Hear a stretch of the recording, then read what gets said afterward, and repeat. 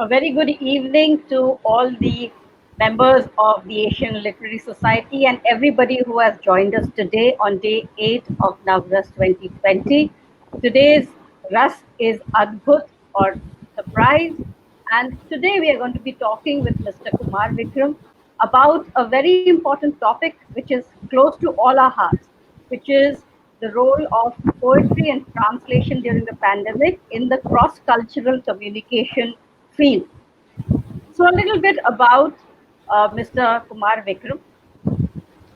He is a bilingual poet, he is a translator, a critic, an author, and basically, with his father, late Professor Arun Kumar Sinha, he has co-authored a 500 plus page study on T.S. Eliot's an intensive study of selected poems.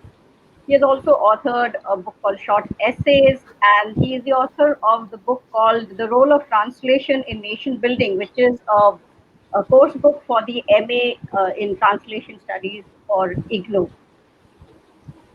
He is English literature graduate from Delhi University and the editor of the National Book Trust India for over 20 years. And he is a book diplomat and he has gone to many, many countries for uh, about books and transfers them. So, welcome to the show, Mr. Kumar Vikram. And let me start by congratulating you on the fact that you have completed 2 decades of writing poetry in English and in Hindi. Your poems have been published in all the most prestigious publications, including Sahitya Academy's Indian Literature.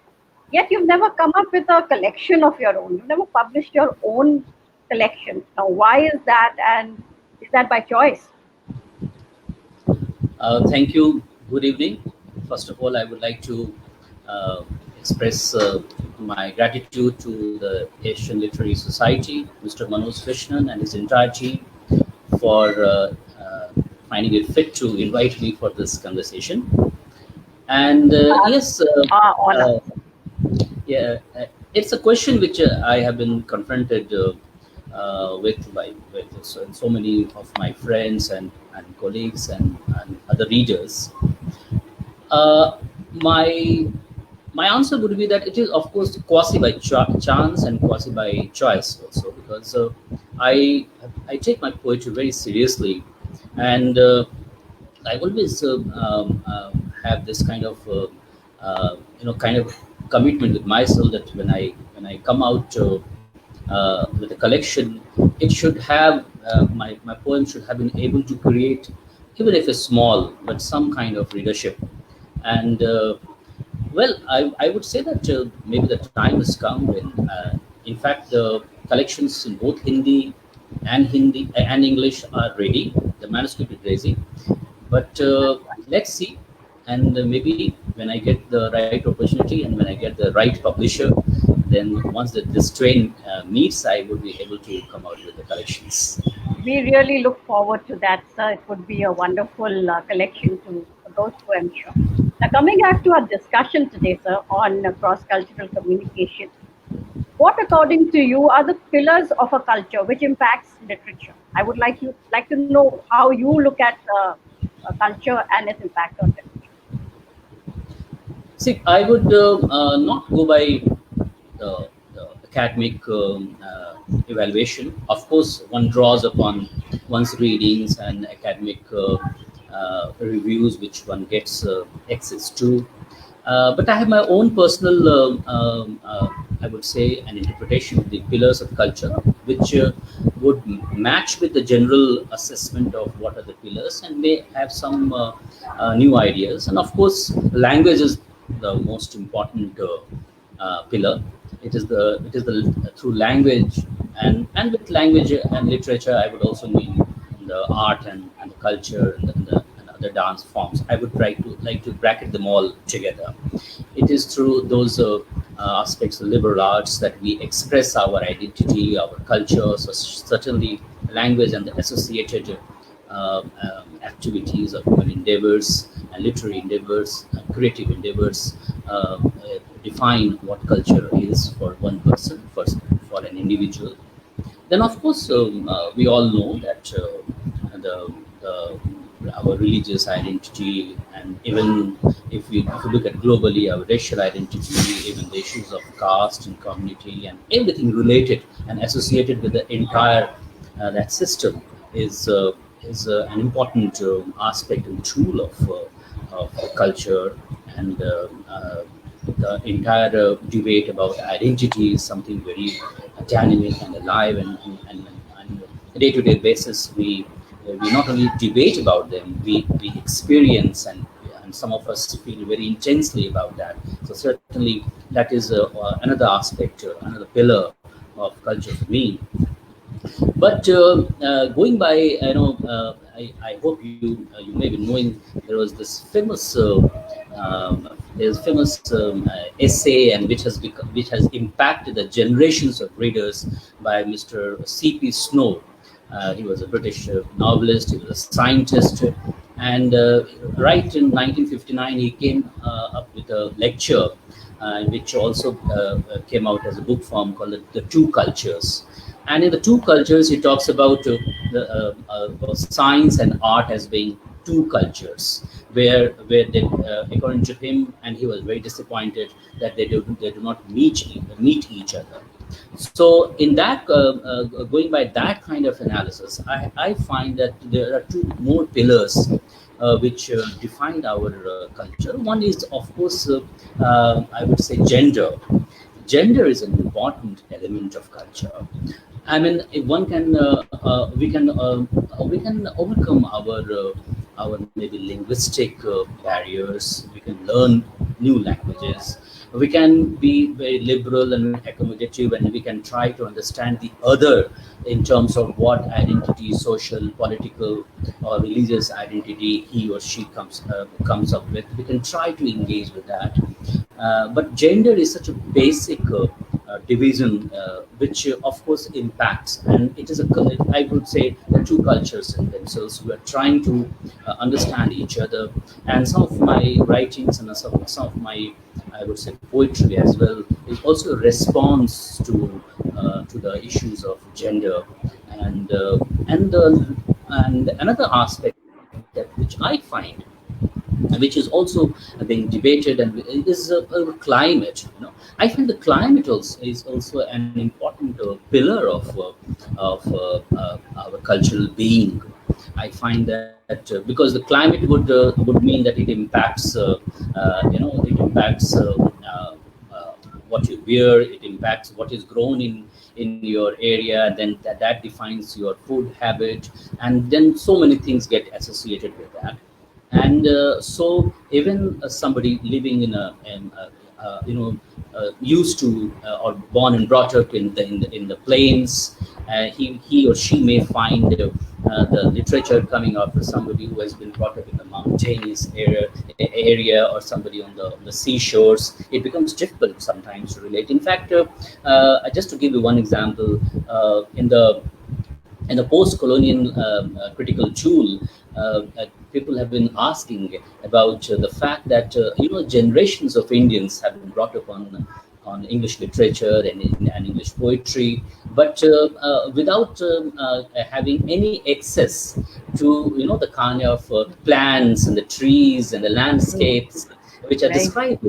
We just take them because the colonial impact has its own dynamics. So when you talk about Wordsworth's daffodils, you haven't seen daffodils, Yeah. and as a student of English literature, I could see daffodils only when I could visit London for the first time, maybe a decade back. So I think that these are some of the aspects which certainly define culture, and then all the issues related to cross-cultural communication and That engagement. that's a very unique way of looking at it. Gender, uh, gender. Yes, when you were talking, I was thinking more on the terms of like Kerala being a matriarchal society. So maybe like yes, feminist literature did come up much later uh, than the literature has been mainly male dominated, but yes, women literature. So not only English literature when we are talking about, even when I read, like I remember a song which my mother used to sing about in Bengali, which used to be about the golden, uh, it must have been a field of rice or golden rice, and I would not be able to relate to that because I guess I've never seen uh, rice being Yes, grown. yes. So I guess that's what you mean. That's really a very unique way of looking at it. So, sir, you write bilingually, as in you write both in English and in Hindi. So, as a bilingualist, how does it impact your worldview, and how does it impact your writing also?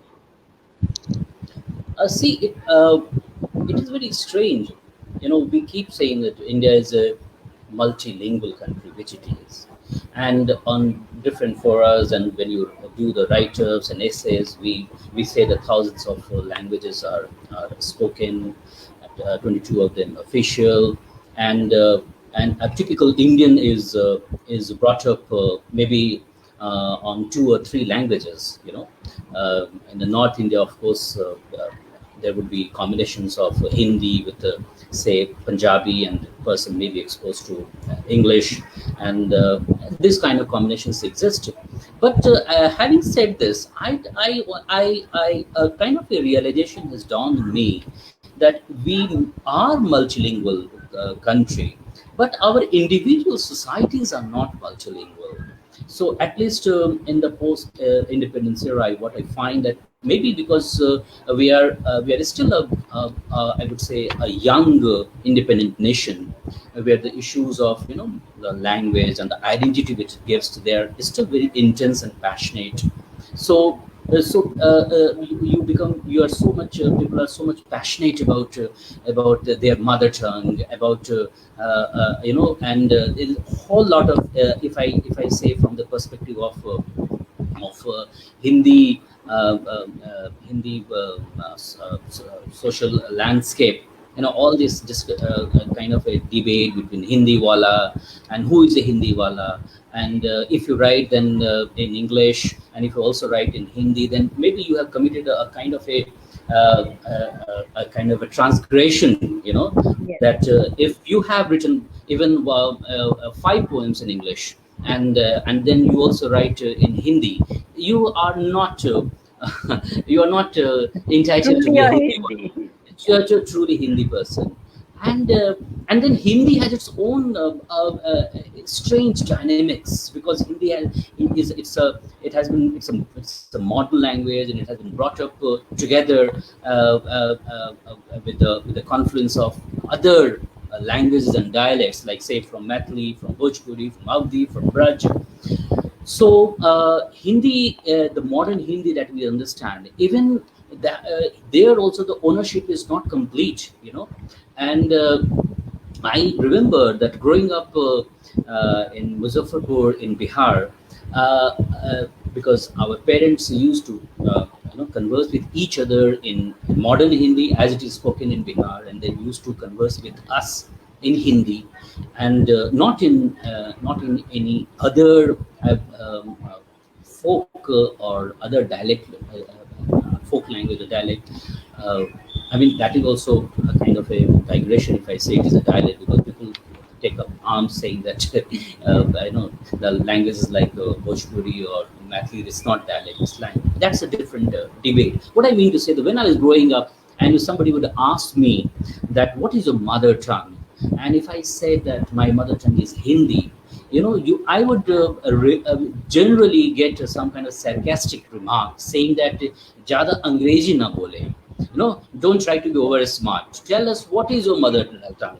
How can it be Hindi? It has to be some Mathili. It would be a Bhojpuri. So the entire debate shapes up your understanding, and then you become a student of English literature, and you are brought up in a family of where your father is professor of English. So you try to write in both languages. You think that you can express some of your ideas in both languages, So, in a sense, you belong to both languages, but on the other hand, you are actually an outsider to both the languages, because you are not an insider, because you are not supposed to be, and you are not allowed to be, and that creates a kind of a tension, and that creates a dilemma, and that I would say actually enriches you, because that fluid linguistic space that you have come to acquire as a bilingual writer, poet, that is denied to people who are not that kind of don't have that space. So that is something which really impacts the way I look at things, where I am a part of the society, and as well as I may not be the part of the society is in their perspective.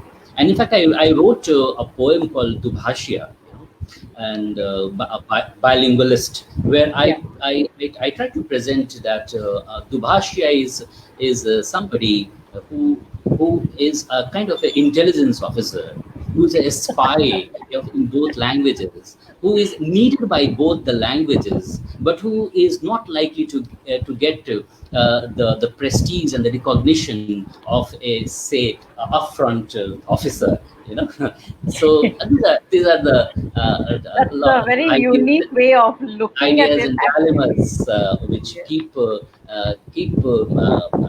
rankling me, and I suppose helps me creatively. That's a way of looking at it, that you think you express yourself well in both, but they don't. I mean, neither are you. You're not fully a Hindi poet, nor are you fully an English poet.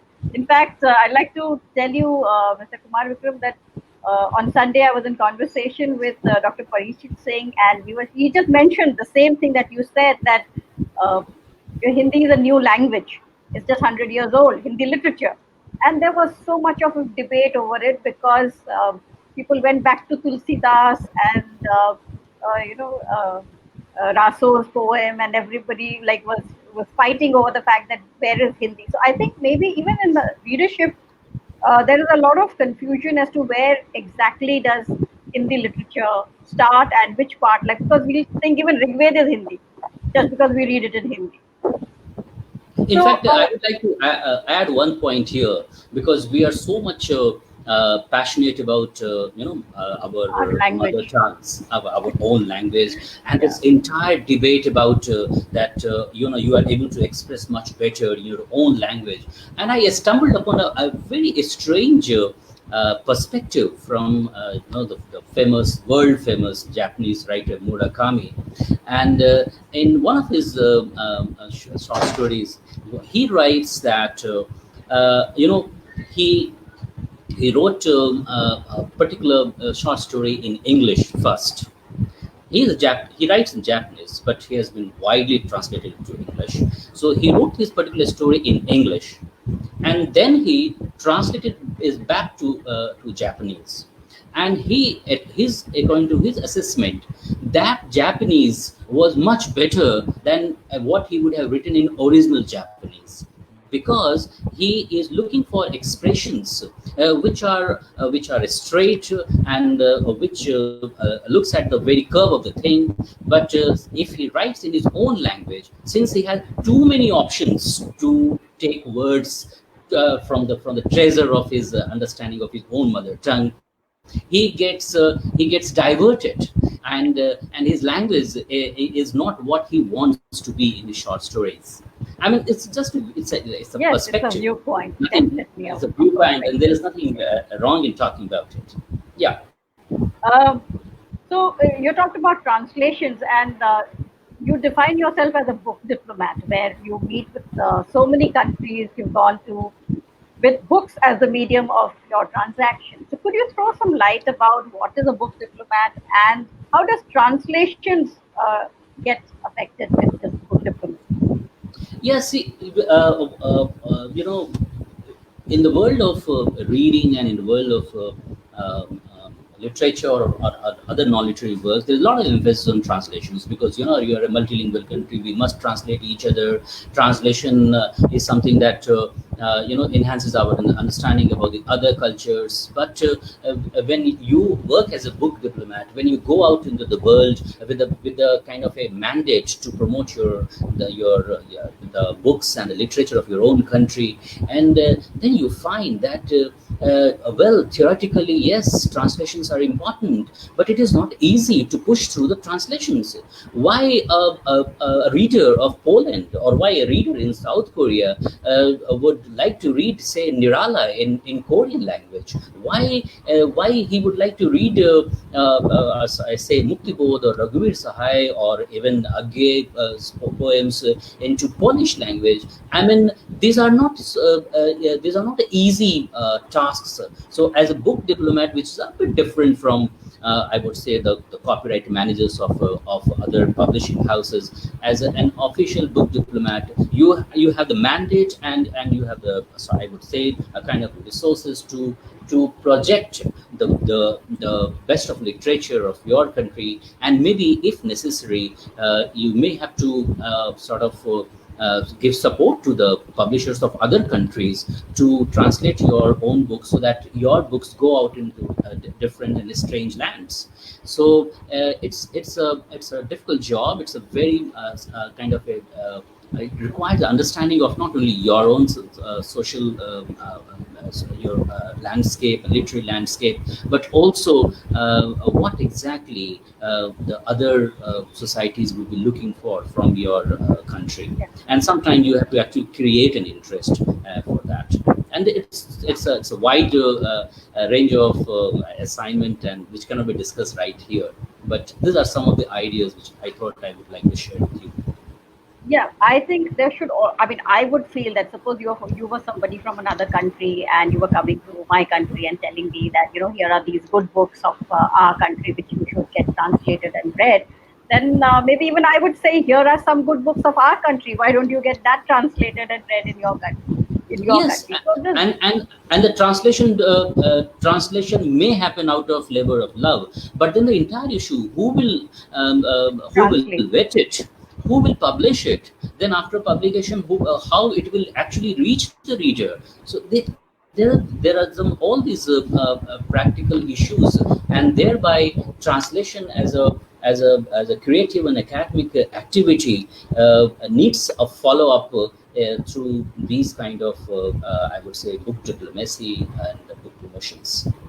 And it must be very difficult to find translators because they have to be well versed in two languages. I mean, minimum two It's languages. very difficult, and most of the places, people insist on a translator who can translate from the source language to the target language directly, and very reluctantly, sometimes it is the English or some other language is taken as a mediator language to promote your book. So how do you think, like, if we come back to our cross-cultural communication, how has the pandemic affected the poetry, the publication, and in fact, I think at ALS we are doing a wonderful job. So, do you think we need more platforms like the Asian Literary Society, whose Sure. entire I mandate think, is yes, I stumbled upon this ALS, and then I went through your past, activities, and I think you have been doing a tremendous job, and you are spread out all over the world. And of course, the platforms like ALS and other online platforms, and even the big institutions, they are also coming online to promote it. But ultimately, the issue would be how sustainable it will be. Right now, during the pandemic, because people have this urge to connect, because that basic urge, even if there is a lot of advisories about social distancing and all. So we have found a way out of going online, and then there are going to be ebooks and e-content. But how this is going to be sustainable is something which is worth noting. But at the same time, I will give you two perspectives. I read one research about 3 years back from the University of Sussex, where they said that lot of physical literary events have been happening, literature festivals, I would say. And the report said that since people are reading a lot of e-content, so in order to be physically connected with their own authors, they would like to go to the physical events, and that's why literary festivals are becoming very popular. But going by that logic, what some of the trends that we are having, I find that because of this entire exposure to the online medium, to the books, and also to the discussions, I feel that there is a kind of a urge to actually read the physical books. And also because there are travel restrictions, but you would surely your desire to know about other societies is not going to fade away. So as like previous times when there were less travels and more books about other societies, we may be having a time for the next 1 year or 2 years or 3 years, I don't know how much, but where there would be more and more books about other societies, and more urge to read them. I think that's, I mean, yes, what you have said is the truth. I don't think things are going to ease out so soon. But I mean, I don't want to get into this debate actually of e-readers and physical book readers, because that's a debate I have at home. I'm the only e-reader in my house, and the others prefer a physical book, and we go through the joys of physical book and all. Uh, so since we're coming to the end of the program, sir, can I request you to read some of your poems? In fact, if you could read any poem which was translated with your original, something like that, we get to. Yeah, I will go for a poem which I stated right in the beginning, in the Durbhash, when I talked about the pillars of culture. So I talked about gender, and I talked about climate, and these are some of the issues that I take up. And I will read the English version, and I will also read this Hindi translation, which is done by eminent Hindi poet Mr. Manglesh Jagral. In fact, the Hindi poem was published 1 year before the English original came. It was published in Pahal, which is a very prestigious Hindi journal, and the Indian Literature of Sahitya published here. Here, it's a kind of a response of a man, a male, to this entire debate of gender dynamics, and he gets into kitchen, he gets into cooking, which is an arena which has been dominated by women, which has its own power structures. And these are the poems which go beyond the patronizing attitude towards women. I mean, that phase is passé. In order to be to tone our dilemmas about gender relationships, in order to become more authentic, I think that we need to come out and express how, as a male, you respond and or you view to all these feminist movements, and instead of just being patronizing and saying that the women should run shoulder to shoulder with men without sort of get believing into it, or without doing the that should be interesting. A man's idea about cooking. Yes. Yeah, this is I first I'm reading the Hindi version, which is the translation, and then I will read the English one. I Original. think we will. I hope we will be able to finish it off within your time limit. I'm Uh, sure we can extend. in English, in English, it is called a man cooking, and in Hindi, it is called Pakta Hua Purush. So here it goes, the Hindi. पकता हुआ पुरुष, अपने रसोई घर में पकते हुए पुरुष को अपने और अपनी दुनिया को कई तरह से समझाना होता है, क्योंकि वह एक ऐसे फिसलन भरे इलाके में है जहां उसे एक पूरी व्यवस्था को पचाना है, उस महिला की तरह जो दफ्तर में किसी ऊंचे पद पर बैठी हुई है। So, I mean, we only talk about women going out and confronting the power structures which exist. Here we have a male going Woman into the boss. kitchen, and here it has its own power structures.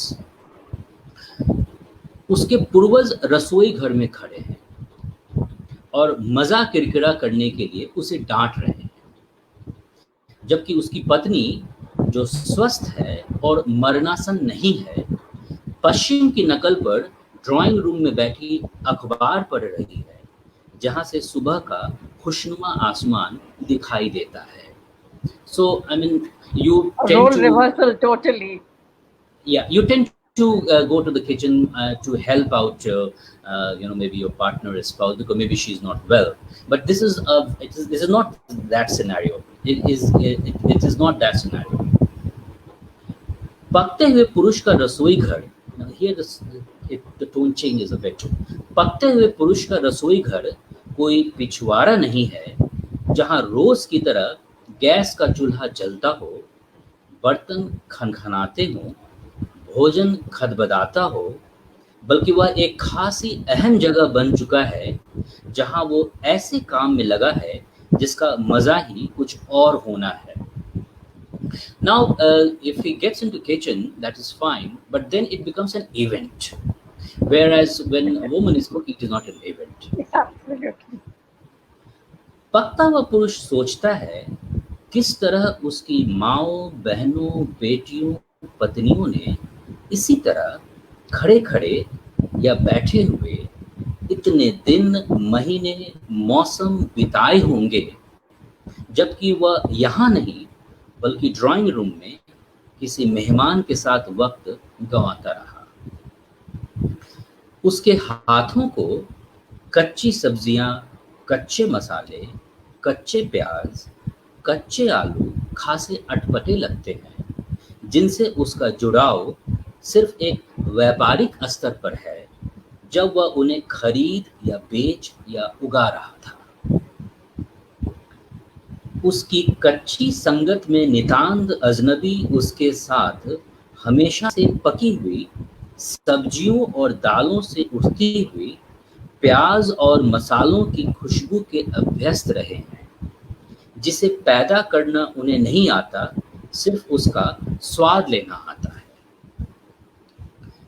पकता हुआ पुरुष एक ऐसे पुरुष की तरह है जो अपने पूर्वजों के पिछले गुनाहों से एक परिपक्व जीवन के हासिल के रूप में पैदा हुए कच्चे तीखे स्वाद से रसोई की अफरा तफरी के प्रति उनकी उदासीनता से खुद को मुक्त करने की कोशिश में लगा है।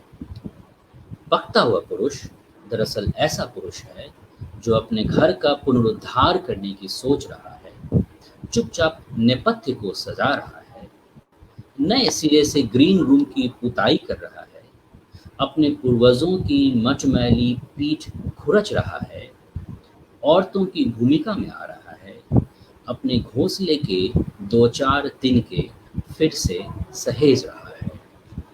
So this is how it ends.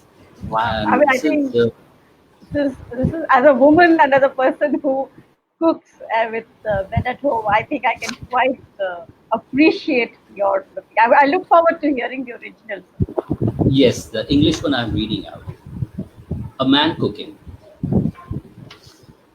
A man cooking in his kitchen has a lot to explain to himself and his world as like a woman boss in her office. He migrates to an arena slippery when he has a system to digest. His ancestors queue up in the kitchen, reprimanding him for spoiling the broth, as his wife, even though healthy and not sick to death, reads the newspaper in the drawing room, overlooking a fine morning sky, perhaps aping the west. The kitchen of man cooking is not a back burner where routinely gas is lit, utensils crackle, food boils up. Rather, a place metamorphosed into a hot seat as a man is at work to fill the plate with zest. A man cooking ponders how his mother, sisters, daughters, wives, standing or sitting, would spend days after days, seasons after seasons there, while he remained absent, whiling away the time in the drawing room with a guest. His own hands feel uneasy with raw vegetables, raw spices, raw onions, raw potatoes, sans their mercantile angle that he has associated them with while buying, selling, or producing them best. His hands is strange in their raw company, always at home with the cooked vegetables, cooked pulses with onions and spices, delivering an aroma they do not know how to produce, but only to taste. A man cooking is like a man absolving himself and his ancestors of the sins of the past. Their half cooked tang, or what a well cooked up life amounts to, their indifference to the kitchen haste. A man cooking is actually a man deciding to renovate his house, decorating the backstage silently, painting the green room afresh, scratching the soiled back of his ancestors, getting into the shoes of a women folk, resetting a straw or two of his nest. There is some rhyme in English, which is not Wonderful. really. Yes, yes. I mean, actually, I can't decide which one I like better, but I understand the English one better. That is my I failing. call it. But, There is another poem which I'm not reading. There is one more poem in the situation is that when the guests are there, uh, and the man brings the tray and serves tea. So that man also goes through a lot of thinking and dilemma and how to handle, how to behave, and how to negotiate that space. You know, and in Hindi, we have been talking about Nari Vimarsh. I call it Purush Vimarsh. Purush Vimarsh in the sense that how the man or the male of this species respond to the entire idea of men and women being equal, and when they become equal and when they encroach upon your own powerful space. So as a male, and you don't want to to sort of resist that encroaching of a space, but at the same time it does create its own dilemmas for you, and that needs to be explored and expressed. I think this was a wonderful way of when you were saying that gender is a pillar of literature. I think this is one of those ways where you have shown us how that pillar really works. Because as you rightly said, when we talk about gender equality, we think it is a woman who has become equal to the man. But when the man walks also into the woman's space, it's dilemma on both sides. So Yes, yes. uh, And man is supposed to shed a lot of prejudices which he individually has not built, and which has been given yeah. to him by the society. So it's a kind of a liberation of man is also needed from the age old ideas and prejudices, and that also creates a lot of problems and a lot of efforts and strain on his part to do that. We are really trying at ALS to ensure that people start reading, because when a good movie comes around, and when they talk about women being to needs to be respected, that's when it strikes them. But there's so much of literature which is being written by so many eminent people, especially people like you, which does talk about these important issues, and they really need to be read. So I think we Yes, are at the end of our yes. time. And we thank you very much, Kumar, for Thank joining you. us on Honor this is good all topic mine. today. Yeah, Uh, it was Thank you great so to much. meet you. Thank Bye you. bye. Thanks a lot.